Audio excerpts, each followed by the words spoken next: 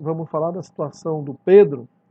Bom, eu esperei aí todos os desdobramentos sobre do caso do Pedro, que foi agredido covardemente pelo preparador físico do Sampaoli.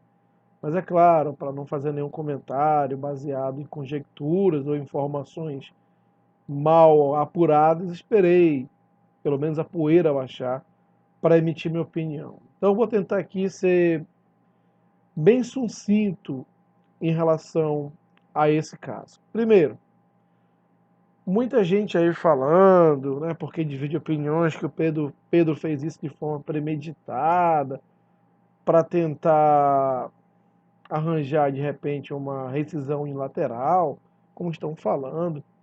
Gente, ninguém premedita tomar um soco, né? Eu acho que se fosse para premeditar poderia ser de outra maneira. E outra coisa, a gente sempre considera o histórico da pessoa quando a gente vai fazer algum tipo de conjectura como essa, uma suposição.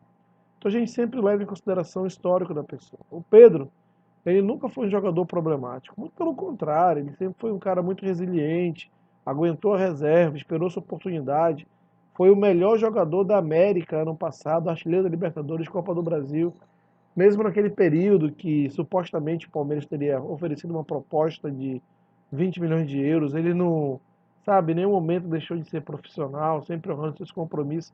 O cara tem 3 anos no Flamengo e não deu assim nenhum tipo de problema grave para o Flamengo. E a gente sempre considera histórico, muito pelo contrário. Sempre foi um cara ali muito cumpridor das suas obrigações com o clube, super profissional, mesmo quando não foi para as Olimpíadas.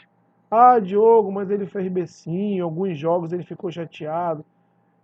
Gente, qual jogador do Flamengo que fica no banco e não fica chateado? Quantas vezes o Gabigol não ficou chateado? Quantas vezes a Rascaeta já não postou mensagens enigmáticas porque não ia ser escalado? Enfim, jogador bom, jogador craque, não gosta de ficar no banco. E ainda bem que é assim.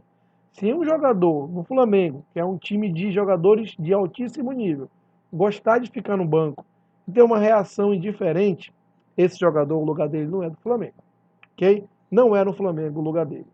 Então, o Pedro, apesar de eventualmente já ter manifestado ficar contrariado em relação a estar no banco, nada que justifique o ambiente ruim no clube, que tenha causado alguma crise.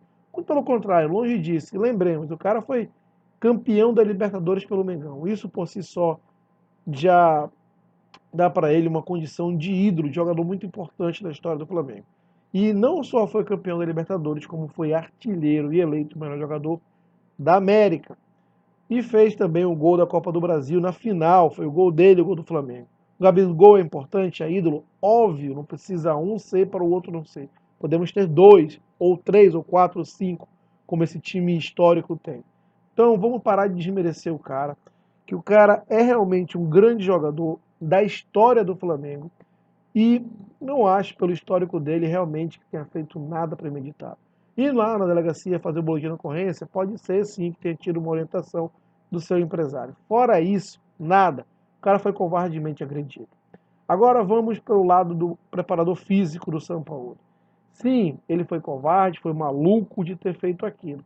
Nada justifica uma violência contra qualquer jogador. Ah, mas o Pedro não quis aquecer. Ok, vai lá, reporta para o Sampaoli, que fala com o Marcos Braz, multa o jogador, conversa com o jogador e adverte o jogador. E é isso. Não tem como você justificar uma agressão. Ponto final. Sampaoli. Sampaoli, como eu falei, eu esperei aqui para, como posso dizer, para garantir que eu ia passar informação, né, sem atropelar. Muitas informações saíram no sábado, porque o São Paulo estava lá, e aí os jogadores não gostaram que ele não reagiu, ele foi indiferente. Depois da informação final, o cara não estava nem no local que aconteceu a agressão.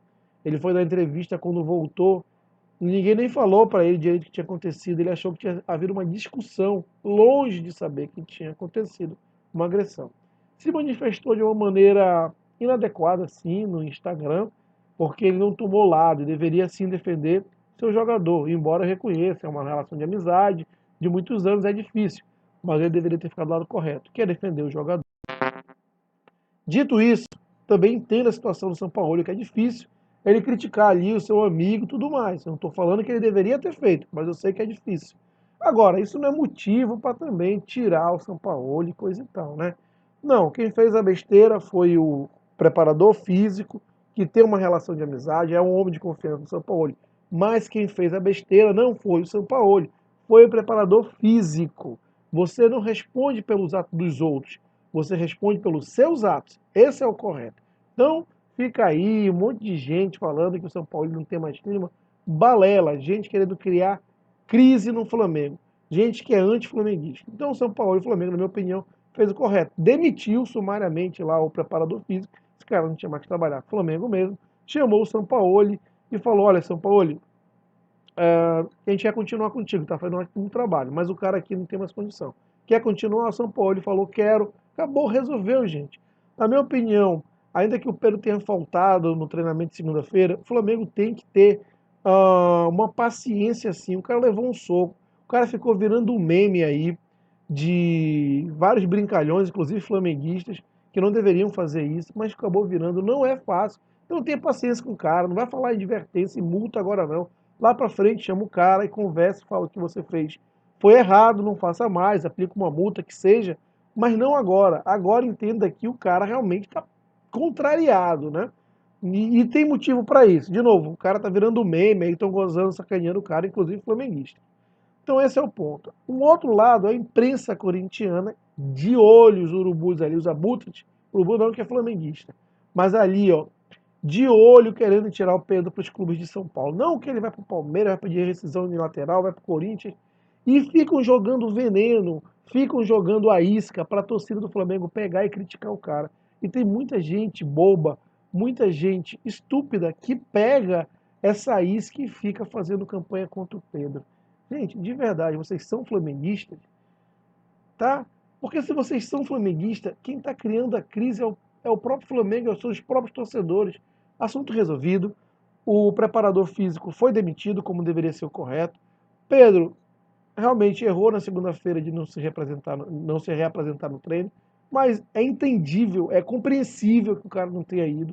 Já foi terça-feira treinar, conversa ali com o Sampaoli, olha, vamos botar aqui, limpar a roupa suja e vamos tocar nosso projeto para frente, que a gente tem aí títulos importantes para conquistar. Foco, vida que segue. Não fica dando trela aí para a imprensa de São Paulo, querendo criar crise no Flamengo, torcedor pegando corda para depois gerar uma insatisfação do Pedro, gerar um ambiente que seja um ambiente, vamos dizer assim, um ambiente desfavorável para que o cara peça, saia, ou crie alguma situação, coisa do tipo, sei lá o que eles pensam para sair e jogar no Palmeiras ou Corinthians, porque a imprensa, vocês sabem disso, paulista, elas têm verdadeira inveja do Flamengo pela disparidade de elenco, disparidade de condição. Então não entra nessa treta, não entra nesse joguinho que a imprensa de São Paulo principalmente está fazendo para o torcedor flamenguista pegar isso. E, de verdade, tem gente que fala, o Pedro tem que sair. É sério isso? Porque ano passado falaram que ele tinha que sair, e aí o Bruno Henrique se machucou, o cara foi artilheiro da Libertadores, artilheiro da Copa do Brasil, campeão das duas competições e eleito o melhor jogador da América. Será que a gente teria conseguido esses títulos sem o Pedro, se ele estivesse no Palmeiras? Será que não seria o Palmeiras o campeão desses dois títulos? Pensa nisso, flamenguista. Para de ser bobo e para de pegar corda. Não esqueça de se inscrever no canal Flamenguista do Norte, ajuda muito o crescimento do canal. Dá aquele like para que o YouTube entenda como relevante esse conteúdo. E claro, comente aqui se você concorda ou não concorda, por quê, e compartilhe esse vídeo com seus amigos. Um grande abraço e até o próximo vídeo.